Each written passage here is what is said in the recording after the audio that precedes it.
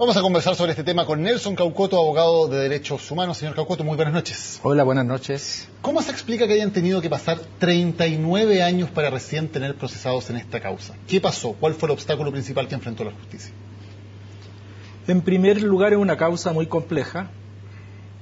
Víctor Jara es una de las muchas víctimas que ocurrieron en el Estadio Chile. 5.000 prisioneros llegó a albergar el Estadio Chile en su momento. Una enorme cantidad de personal militar de distintos regimientos, y yo diría que el obstáculo mayor lo aporta el Ejército de Chile y las instituciones armadas, que no fueron capaces de aportar un solo elemento como para hacer avanzar este proceso un ápice siquiera. ¿Obstruyó la investigación el Ejército? Si uno pudiera pensar de que el tener antecedente y no entregarlo es obstruir la información, me parece que sí.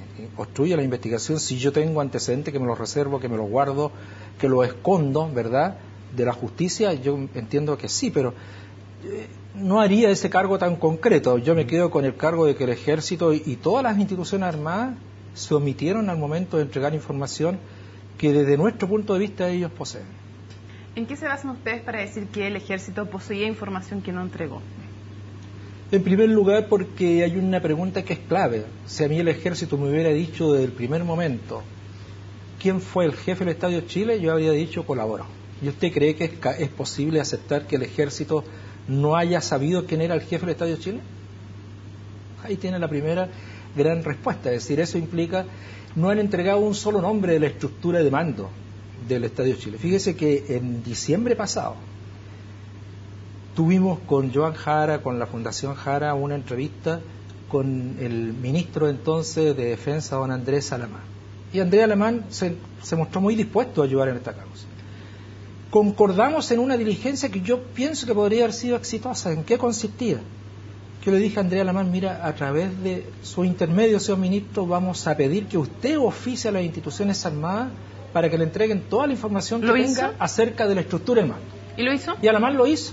¿Y? Alamán ofició a todas las instituciones armadas para que a él le hicieran llegar la información. Fíjese que el resultado es penoso, lastimoso, porque toda la información, el Ejército no tiene información, la Fuerza Aérea no tiene información, la Marina no tiene información, Carabineros... O sea, usted diría que hasta el día de hoy, las Fuerzas Armadas no han colaborado en nada en este proceso. Perdón, y los ministros de defensa anteriores y los gobiernos específicamente de la concertación hicieron todo lo humanamente posible para conseguir de las Fuerzas Armadas información sobre los asesinos o el asesino de Víctor Jara, ¿cree usted? ¿Hicieron todo lo posible? Si usted me pregunta lo que yo creo, yo pienso que ellos debieron haber realizado gestión en ese sentido, pero les fue tan mal como les fue con Andrea Alamán, simplemente. O sea, me da la impresión de que todos los ministros de defensa pudieron haber hecho, y lo hicieron probablemente, que se entregara la información, y no se entregó nunca, hasta el día de hoy no se ha entregado la información. Abogado, ¿por qué mataron a Víctor Jara? ¿Quién dio la orden? A ver, de los antecedentes del proceso emerge una conclusión que es bastante taxativa. Víctor Jara era un símbolo, ya es un ícono en el firmamento cultural, político, social, era la expresión de un proceso de cambio encabezado por el presidente Allende, fue un gran propagandista del movimiento de la Unidad Popular y se transformó indudablemente en un referente desde el punto de vista de la cultura. Algún militar dijo en algún momento, Víctor Jara con alguna de sus canciones hace más daño que con 100 metralletas juntas. Es decir, porque existía este temor de Víctor, de su mensaje liberador, de su mensaje libertario, de su mensaje social, y se fue transformando en una persona que era detestable para las nuevas autoridades. Si usted me dice de dónde vino la orden, yo creo que la orden vino del Ministerio de Defensa, y vino de las más altas autoridades, que fueron la que a partir de 5.000 detenidos del Estadio Chile fueron seleccionando aquellos que tenían alguna relevancia importante. ¿Qué lo lleva a pensar que la orden de matar a Víctor Jara vino del Ministerio de Defensa y de las más altas autoridades? Y se lo pregunto porque uno podría decir, bueno, esto fue una acción deliberada de parte de Pedro Barrientos y también de otros de los integrantes que están hoy día encausados. ¿Por qué usted cree que la orden de matar a Víctor Jara vino de más arriba? Porque de lo antecedente del proceso se deriva ese hecho, es decir, se deriva de la circunstancia de que habían equipos que estaban operando respecto a los prisioneros de guerra que estaban en distintos centros del país, donde llegaban los antecedentes de esos prisioneros de guerra, donde se hacía la selección pertinente. Hay un sujeto al cual le llegaban las declaraciones de los prisioneros de guerra, y este sujeto decía, esta es justicia militar, a este hay que apretarlo. Es decir, había una organización tendiente a ir seleccionando a aquellas personas que el régimen de la dictadura consideraba que eran los más peligrosos. ¿Está involucrado, cree usted, en la orden de matar a Víctor Jara o él no lo supo? ¿Hay algo que lo lleve a pensar? Yo a esta hora en que Pinochet está muerto prefiero no pronunciarme, pero sin lugar a duda de que Pinochet es el responsable de todo lo que aconteció en este país. Una sola palabra de Pinochet, un solo gesto de Pinochet habría evitado muertes y desapariciones. ¿Por qué hay, los antecedentes judiciales no llegan más arriba? ¿Por qué no hay datos judiciales, no hay datos concretos que permitan haber procesado autoridades más altas de la época? Es que están muertos. Desgraciadamente, uno de los grandes obstáculos en la investigación, aparte de la falta de colaboración del ejército, está dado porque el jefe del Estado Mayor, que era, no me acuerdo, de la Marina, el señor Herman Brady, ¿verdad?, está muerto. El señor Arellano Stark, que era el jefe de la agrupación Centro, está en estado de demencia. Y bueno, han ido desapareciendo los actores de ese tiempo. Pinochet también está muerto. Entonces no se ha podido llegar a un nivel más alto, no se ha podido llegar a un nivel, yo diría, donde efectivamente en el Estado Mayor de las Fuerzas Armadas donde se gesta todo este crimen. Y de los que sí están procesados y sí han sido procesados en el día de hoy, la mayoría de ellos también son de edad avanzada, algunos tienen problemas de salud. ¿Van a cumplir realmente si llegan a ser condenados penas de cárcel o no? Bueno, ojalá que primero se cumpla la primera condición que usted coloca, que primero sean condenados.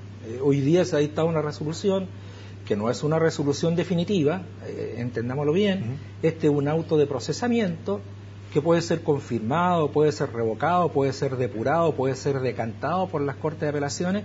Pues yo creo que hay que esperar al momento en que ya tengamos afirmado y aprobado este autoprocesamiento o modificado en las condiciones que nosotros como creyentes también aceptemos, para decir que allí estamos ya dando los primeros pasos del final del juicio de Víctor Jara. Es decir, confirmados los procesamientos, yo creo que caminamos rápidamente a la sentencia condenatoria. ¿Son estos los 8, todos los involucrados a juicio de ustedes, de los querellantes, en el crimen de Víctor Jara? O aparte, no estoy mencionando a los responsables políticos, ¿o hay más directos involucrados que habría que procesar a juicio de ustedes? Da la impresión, no voy a revelar los nombres, de que podrían haber 2 personas más que pudieran ser procesadas. ¿Ya? ¿En retiro también del ejército? Que están en retiro, sí, son todo personal en retiro, que entendamos que esta es gente que tiene grado de teniente y de oficiales del año 73. ¿Y qué pasó con esas 2 personas? Bueno, el ministro ha entendido que no existen fundamentos necesarios como para dictar la resolución. Ok. ¿Qué pasa con Pedro Barrientos? Ya le vamos a preguntar para que usted le explique a la gente quién era el príncipe, qué rol jugó quien llevaba ese apodo. Pero este teniente en retiro, entiendo que desde 1990 está en Estados Unidos. Sí. ¿Hay posibilidad efectiva con la orden de captura internacional de traerlo a Chile?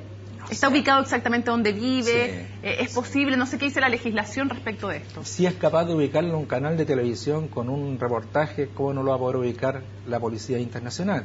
Ahora, estas órdenes de captura internacional responden a un objetivo que es central. Es decir, la humanidad en su conjunto ha unido esfuerzos para luchar contra la impunidad de estos grandes crímenes. Entonces, las policías, la judicatura en cierta medida y los estados están coordinados en hacer efectiva esta lucha contra la impunidad. Para nosotros es un aliciente, porque también teníamos esa preocupación porque sabíamos que íbamos a llegar a este minuto de cuando se nos plantea la elección en Estados Unidos, de a quién preferíamos como presidente de Estados Unidos. Por supuesto que preferíamos a Barack Obama porque nos da ciertas garantías de que probablemente Obama pudiera ser más sensible y perceptivo respecto del tema que se está planteando. ¿Pero es necesario un juicio de extradición en este caso? Es necesario un juicio de extradición porque no puede ocurrir que la Policía Internacional lo detenga y lo meta en un avión y lo traiga, a menos que el gobierno norteamericano, una vez detenido, lo expulse. ¿Podemos dar por acreditado que Pedro Barrientos es el príncipe? No. En ninguna parte de la resolución del ministro resuelve eso que ya suena a una epopeya, un personaje enigmático, legendario del príncipe. ¿Quién era el príncipe? Expliquemos qué rol jugó, más allá de quién sea. ¿O no cree que existe? Sería irresponsable. Yo creo que existió el príncipe. Yo creo que fue un personaje que está dentro de los sujetos que está procesado.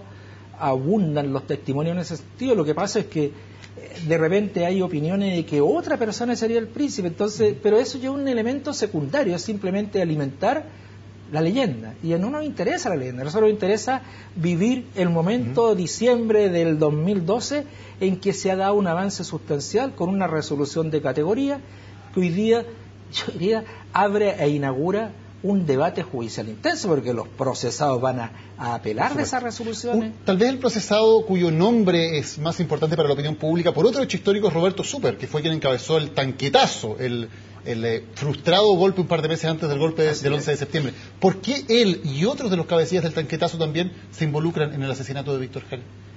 Si yo le dijera a usted que hay algunos de estos, porque estos son oficiales que participaron en el tanquetazo, que estuvieron detenidos desde el tanquetazo hasta el golpe militar, es decir, desde junio de 73 a septiembre de 73. Si yo le dijera que 2 al menos de esas personas dicen que Pinochet los mandó al Estadio de Chile, estaría dando un dato novedoso, ¿cierto? Pero hay de esos oficiales dicen que Pinochet ordenó que se fuera al Estadio. Lo dicen en los expedientes.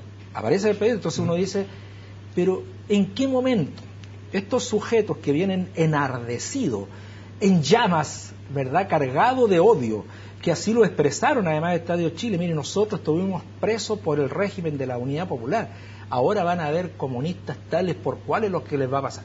Si uno entiende esa odiosidad, esa animosidad, yo encuentro que es una irresponsabilidad del mando mandarlo donde estaban los prisioneros del Estadio Chile. Los mandaron. Y todos ellos, de distintas fojas del expediente, se desprende que tuvieron una cercanía con el martirio de Víctor Jara.